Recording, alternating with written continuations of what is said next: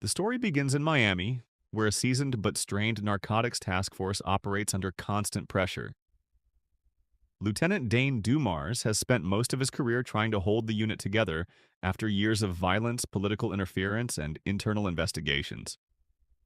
His closest ally is Detective Sergeant J.D. Byrne, a man he has trusted for decades. The two have survived shootouts, betrayals, and personal losses together, but their bond has been quietly eroding.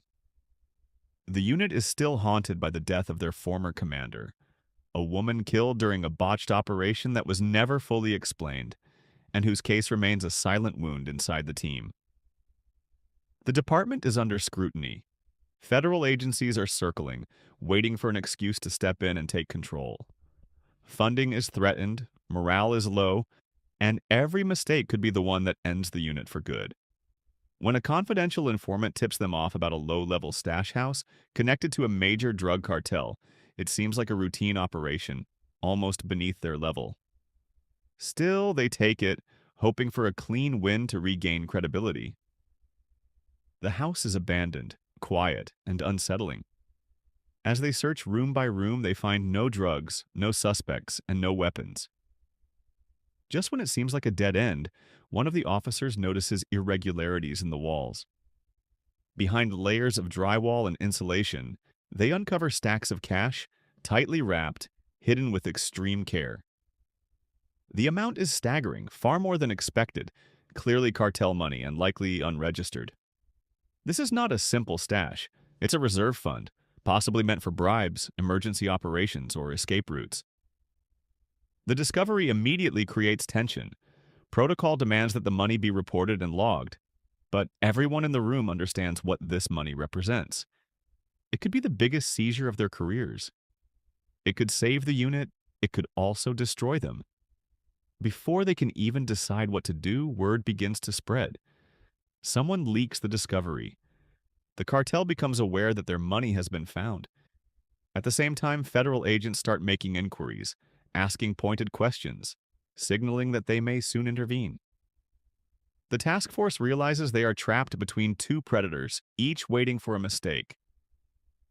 Inside the unit, fractures deepen. Some officers believe the money should be turned in immediately, no matter the consequences. Others argue that the department will bury the seizure, give the credit to federal agencies, and leave them with nothing but blame.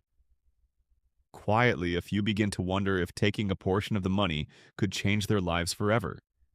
These thoughts are not spoken openly, but they are visible in glances, hesitations, and guarded conversations. Dane tries to maintain order, insisting on discipline and procedure, but his authority is slipping. JD, once his most reliable partner, begins to question him. JD has grown tired of playing by rules that never seem to protect them. He has seen good cops destroyed while criminals walk free, and the money becomes, in his mind, a symbol of long-denied justice.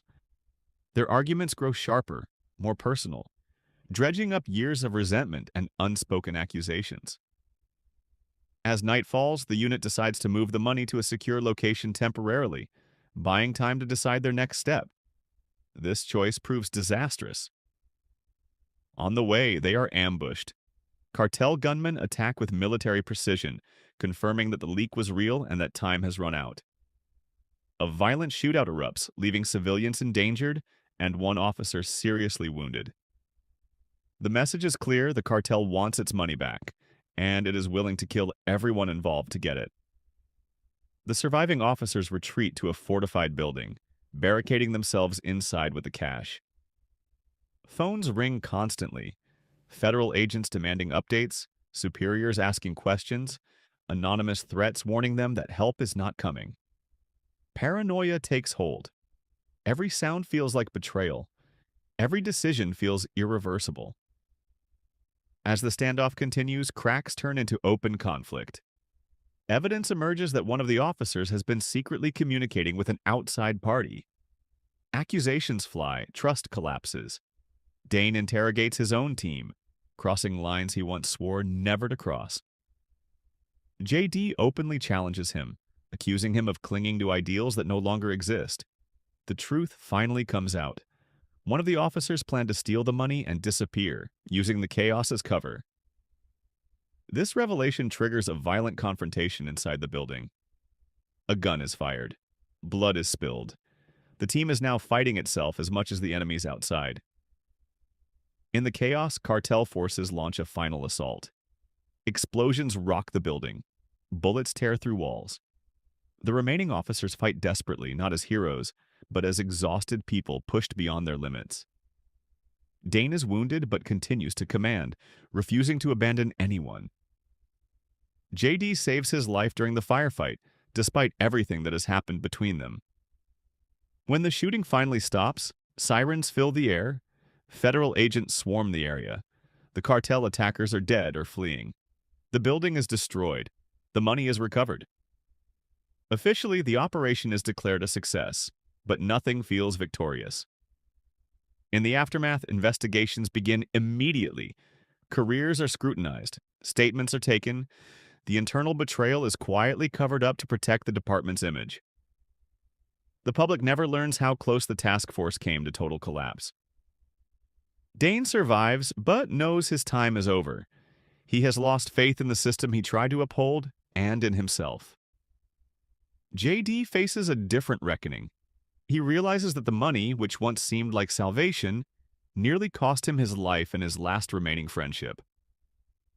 The two men share a final conversation, stripped of anger, where they acknowledge that loyalty is not about blind trust or rigid rules, but about choosing each other even when everything else falls apart. The film ends without clear redemption. No one truly wins.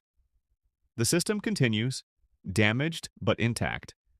The characters walk away changed, carrying the weight of choices they can never undo. The money is gone, the truth is buried, and the question lingers in silence.